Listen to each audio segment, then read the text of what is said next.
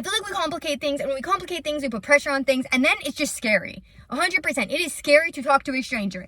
It is scary to not know if someone is going to reject you and tell you that they don't care. Take the pressure off of, I'm going to this event to find a client. I'm going to this event to make a sale. No, you're not. You're going to this event to make friends, to build connections, to get in touch with your community, and the rest will organically come. Today, I celebrate 1 year in business. I cannot believe this. I had to come and tell you because y'all have been in this journey with me all year long. The excitement and the tears and the complaining, you've been through it all. So let's celebrate. I can't believe this. I am so proud of myself.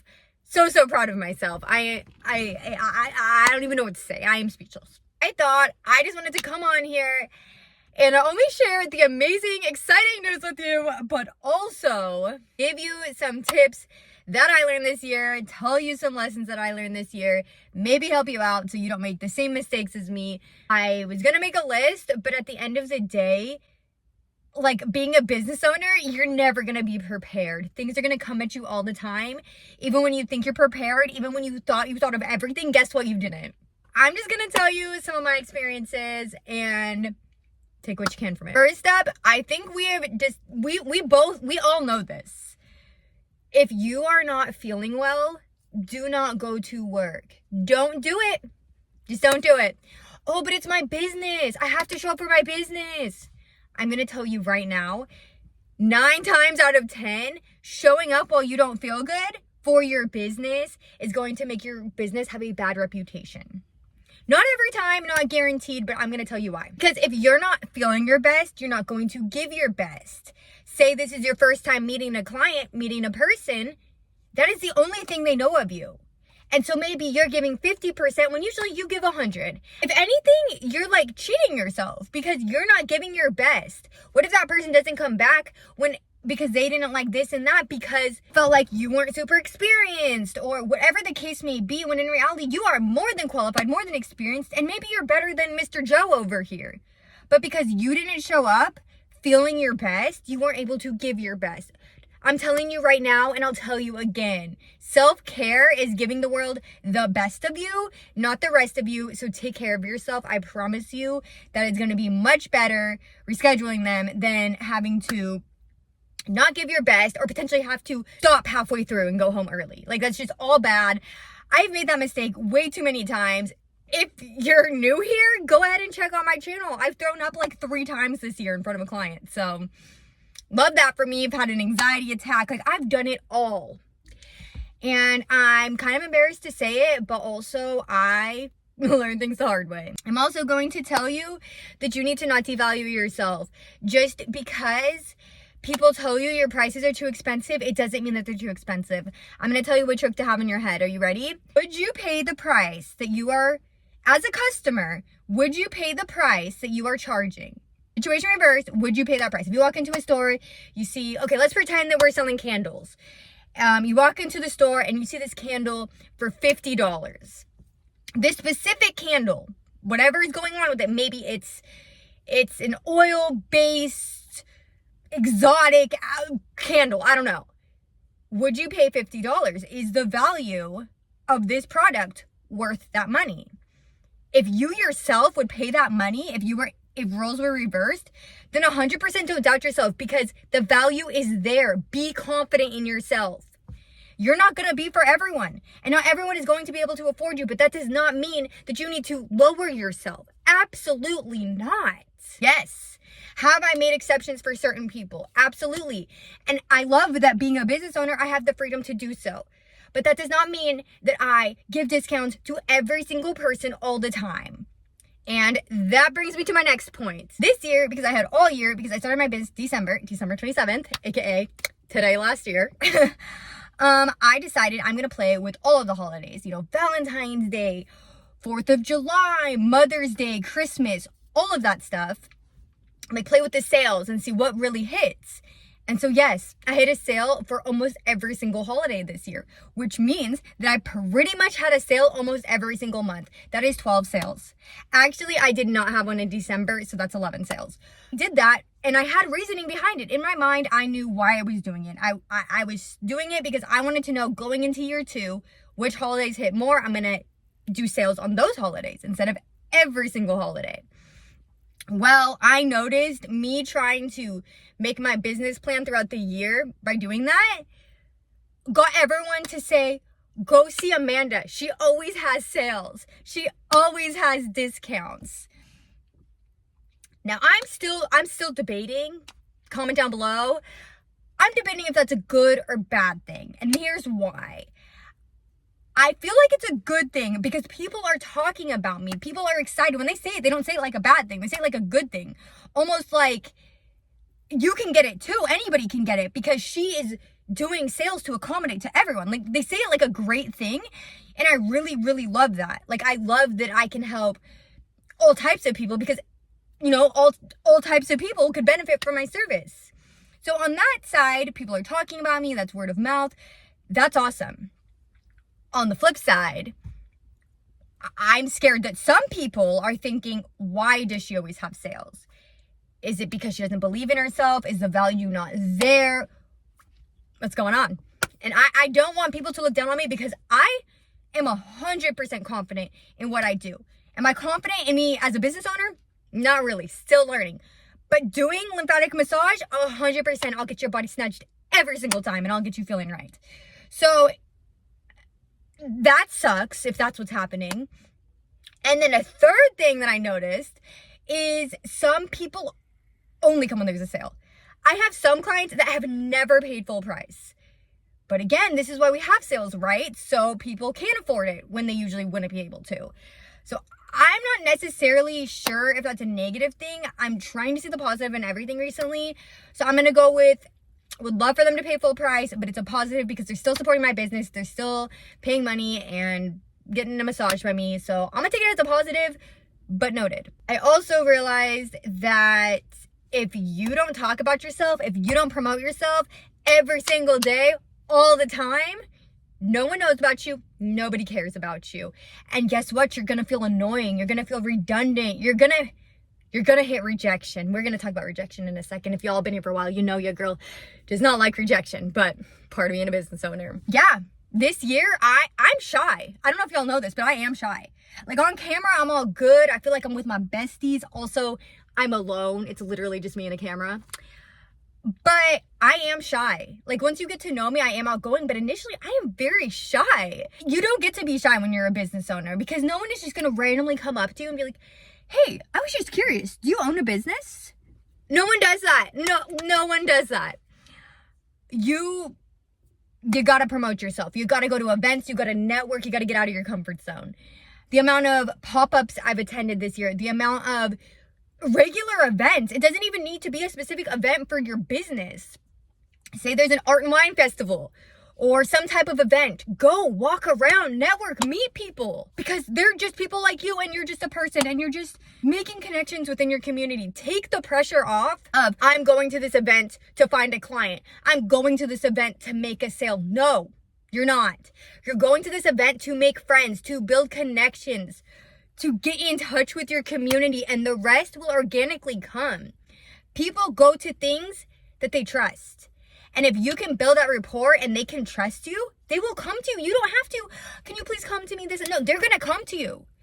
Because if you believe in what you do, one, if you're genuine, and two, if you believe in what you do, that conversation is just going to come. You're not going to have to force it. I feel like we complicate things, and when we complicate things, we put pressure on things, and then it's just scary. 100%. It is scary to talk to a stranger. It is scary to not know if someone is going to reject you and tell you that they don't care. It is very scary, but guess what? I try to tell myself, because yes, I fear rejection. That has been one of my biggest setbacks in my business. I'm working on it and I need to continue to work on that going into 2025. But I try to tell myself each no is closer to the next yes. Not everyone is going to tell me no, and I just got to get through those people.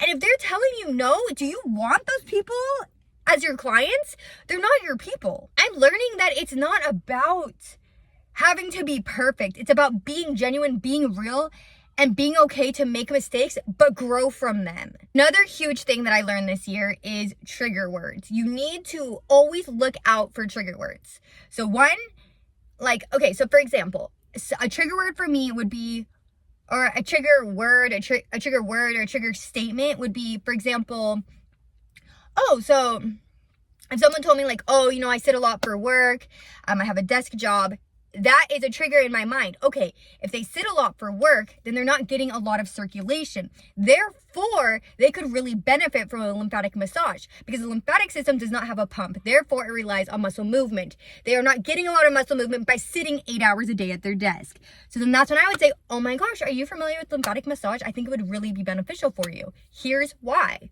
Or actually don't do that. Actually, do not do that. That's another mistake I did. Y'all, this video is all over the place. I'm just trying to give you all the tea so you can be the best that you can be. So bear with me. It's like a FaceTime. Just pretend we're on FaceTime. Don't talk too much. Don't give it all away right away. Let your client, let your customer talk. Don't treat them like they're dumb. How many times have someone have been like, oh, I'm so interested. What is this? I told them a whole description about what lymphatic massage is. Then I give them a whole description about my prices and a whole description about my services. And guess what? They left me on red. They went from interested to ghosted real quick. I don't know. I won't know because they didn't tell me. But I think what happened is they messaged me, and when I replied and they opened my message, they got overwhelmed with so much. Don't do that. Just be like, I heard you just mention that you sit a lot for work. It sounds like you could really benefit from lymphatic massage. Are you familiar? Let them talk. Let them talk. Go from there. So you need to look for things. You need to look for statements and words so it is that organic transition. So you're not trying to sell, because we're not trying to scam people. We're not trying to give people things that they don't need. But if you listen to people, that's really all it is. Just listen to people and they will tell you what they need. And at that point is when you offer your service. That's why when you go to networking events, you don't go to sell, you go to make connections, to build rapport, to make friends. That's all you do. You just get to know people, because at the end of the day, we are all people. With that, community is everything. I truly believe that your network is your net worth, meaning you can't do it alone. Yes, I am the only person in my business, but without my community around me, I could never have made it a year. Community means those people that are not in the same field as you, but work with people as well. For example, I know this lady and she's a lactation consultant. Therefore, she works with expecting mothers. Expecting mothers also experience a lot of swelling in the legs and the lower back and all of those types of things. So that is a perfect connection. If she understands what I do, she understands that I work with people's swelling and inflammation, and she's working with her clients with her lactation consulting, and she hears her client voice to her, you know, I've really been experiencing a lot of this or whatever, just casually because it comes up. She can be like, oh my gosh, do you know what I think would really help you? I know this lymphatic massage therapist, Amanda. I think she would be great for you. Would you like me to get you in contact? Amazing. And same goes for me. Expecting mothers, oh my gosh, blah, blah, blah. You know what I mean? It's about knowing what your community around you does, and then always being on the lookout for those trigger words. And guess what? If you give, it will come back to you. So don't think that you can do this alone. You can't. And that's okay, because we are stronger together. Continue to network. Don't be afraid of rejection, and believe in yourself. Believe in yourself. Because I think that is a number one. All of these are very, very, very important. But I think one of the biggest ones that takes the cake is confidence. Rejection and confidence are the two things that I've struggled with most this year. And I honestly think that they go hand in hand, because I think I'm not confident because I'm afraid of being rejected. And a successful business owner is not that. They do not care about rejection, and they just go for it because they believe in their heart, they believe in their mind that they are worthy of it all, and they will get it all, and they will work for it all, and they will continue to work to get what they need, regardless to the amount of no's they've got, because those are not roadblocks to them. They are just bumps in the road. I'm sorry. I was trying to give a really meaningful, analogy, but this lady just walked by with her dog, and the dog was just, really cute, so I kind of got distracted. So hopefully that made sense. You need to be confident. I don't care if your business is not doing well. People remember things, so you don't tell people that your business is not doing well. You tell them, I am doing great. My business is thriving. Thank you so much for asking. No, I don't want you to lie. I'm not telling you to lie, but also, here's the thing. I am not a liar. My mama taught me, you do not lie. You don't even lie about small things, because if it's a small thing, why are we lying? Oh, I am not a liar. I'll be the first one to give it all up. But people remember things. Let's give an example that a lot of people could probably relate to. Your boyfriend's Bob, and you and Bob get in this fight. And you go and you tell your friends, oh my gosh, Bob and I got in this fight and Bob did this and whatever. Then you and Bob make up. 6 months later, you and Bob get engaged and you are so excited. You go tell your friends, oh my God, Bob proposed. I'm so excited. Bob and I are getting married. And your friends are over there like, but Bob's not good. We don't like Bob. Bob and her get in fights. Bob did X, Y, and Z. Because they have it in their head that one time that you told them that Bob did this, that's Bob's whole identity now. Bob is the one that gets in fights with you. Bob is the one that makes you upset. So why are you marrying Bob? We don't like Bob. I'm sure Bob's fine. But you get what I'm saying? So if I tell you, oh, it's actually not doing well. I haven't had clients in 2 weeks. They're going to take note. Why hasn't she had clients in 2 weeks? Is she not good at what she does?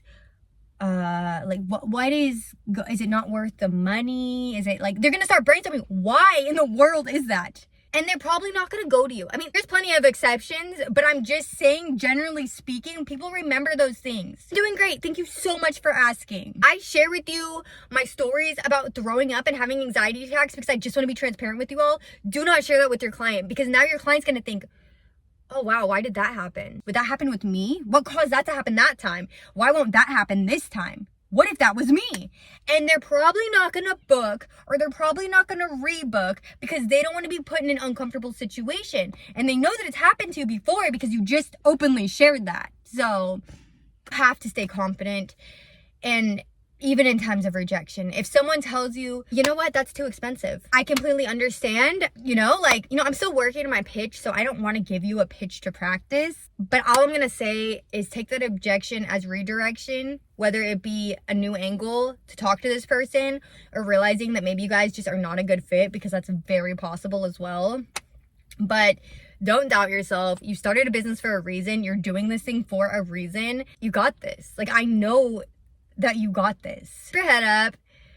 I did it. I freaking did it, y'all. I did it 1 year. And I'm very, very hard on myself, but I'm going to tell you right now, I am so beyond proud of myself. I freaking did it. I had my community by me and I couldn't have done it without them, but at the end of the day, I did this. With that being said, I think I'm going to close it out here. I hope, even though I was all over the place, and I know some of you, not the real ones, but maybe the ones that just randomly come across my video, or the haters that decided to subscribe, they're gonna be like, I don't care. Guess what? I'm happy and I'm positive, and it is what it is. How you gonna come and hate on a positive video? Hurt people hurt people. And on that note, bestie, I'll see you next time.